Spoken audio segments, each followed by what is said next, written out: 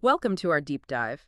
Today we're digging into the sources you've shared about a man known by a really quite chilling moniker, the Bluebeard of Fehmarn, Arwed Imiela. That's right. We're looking at mid-20th century West Germany here. Hmm. A story full of, well, shifting identities, definitely financial motives, and some very disturbing disappearances. Exactly. And our goal really is just to unpack what these sources tell us, the key facts, the surprising bits, the insights about Imiela's life, his alleged crimes, conviction, and that whole trail of deception. And we're sticking strictly to the material provided. No outside speculation, just what's in these documents. So let's get into it together. Who was this man, Arwed Imiela, according to these sources? Well, the basics are Arwed Erich Imiela, born October 7, 1929, in Schlau, which was part of Prussia then. But like you said, that name is just the start. Right, because the sources quickly bring up these nicknames, the Bluebeard of Fehmarn, the Bluebeard from Holiday Island, and crucially this alias he adopted, Detlev Klaus Holmenhart. A completely different person, essentially. And the sources give a little background, hinting at maybe a troubled childhood. Parents divorced in 36, commuting for school, and apprenticeship. And he mentioned a difficult relationship with his stepfather, right? Claimed abuse, favoritism towards his sister. Yes, those claims are noted. Combine that with, time in a military training camp, then a Polish labor camp right near the end of World War II. Before escaping, and then struggling to find his feet, it paints a picture of, well, instability, perhaps. Definitely seems like a disrupted youth. Post-war, the sources say he was trying to make a living on the black market. West Germany, dabbling in acting, journalism, things like that. And this is the turning point, isn't it? Finding those forged papers in Dusseldorf. Exactly. He finds these papers and just becomes someone else. Detlev Klaus Holmenhart. He pretends to be a junior teacher, claims he has his Abitur, his high school diploma. And even adds 8 years to his age. Yes. Yeah. A significant jump. It makes him seem much more established, more educated. And then the sources link his first marriage directly to being penniless after the currency reform. Yeah, he marries a friend's sister in Marsburg. She was only 15 and pregnant.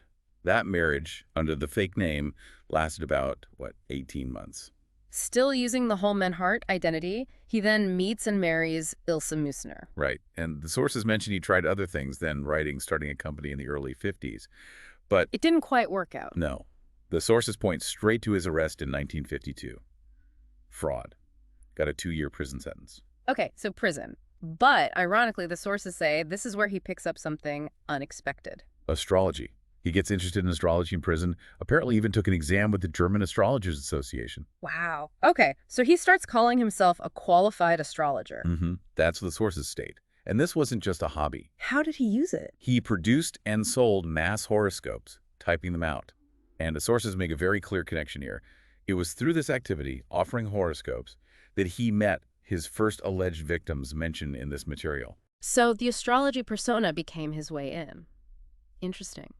The sources then say in 1967, after 17 years with Ilse Müssner, he leaves her, says he needs solitude.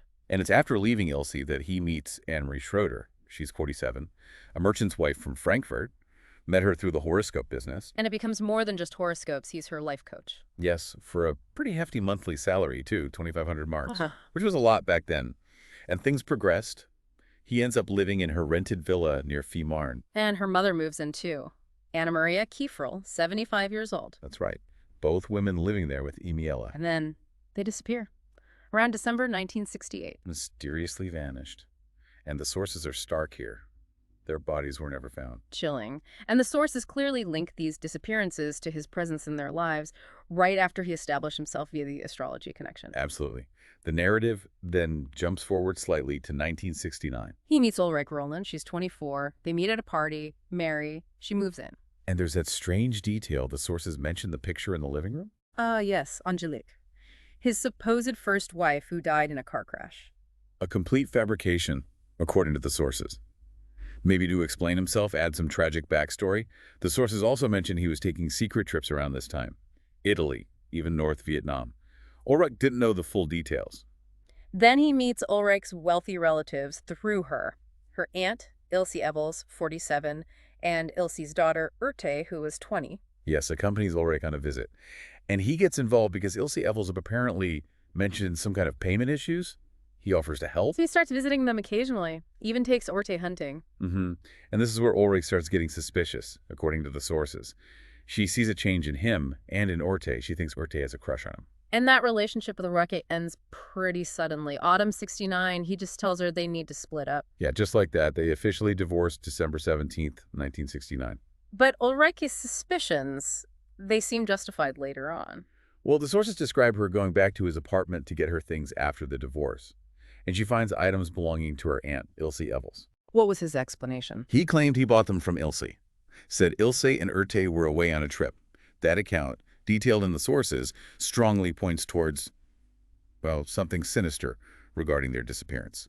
And the motive seems clear in the sources, especially regarding the Easels' money. Big time. The sources pinpoint his attempt to get 150,000 Deutschmarks out of Ilse Evels' bank account.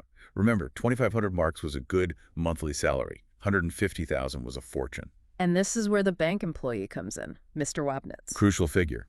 He knew Ilse Evels, knew she always handled large transactions in person. So when Emila tries to access this huge sum... Red flag. Wabnitz gets suspicious. Immediately. And the sources say he contacted the authorities. Which leads directly to the arrest, April 23rd, 1970. Okay. Emila and his fiancée. The Ulrike again or someone new? The sources just say fiancé. At that point, it's a bit unclear if it was Ulrich reconciled or someone else entirely. But the initial charge was suspicion of fraud. But it escalates quickly. Very quickly. Just days later, the sources report the discovery of the bodies. Ilse and Urte Evels, found in a sludge pit near Emiela's bungalow on Fehmarn. And the detail about hiring someone to dig the pit, claiming it was for hunting carcasses. Yes, the gas station attendant he hired. It all starts to paint a very grim picture. What happened to the fiancé arrested with him? Released after 3 weeks. Lack of evidence, according to the sources. But for Emiela, the net tightens. The authorities, based on the source material, clearly connected him to the earlier disappearances to Schroeder and Kiefer. So 4 potential victims linked to him. That's the case built against him. The trial itself didn't start for quite a while, though. October 9, 1972. He'd been in pretrial detention for over 2.5 years. And the verdict? Convicted. May 24, 1973. The Lübeck District Court found him guilty of 4 murders. But based on circumstantial evidence, the sources emphasize. Yes, particularly since 2 bodies were never found.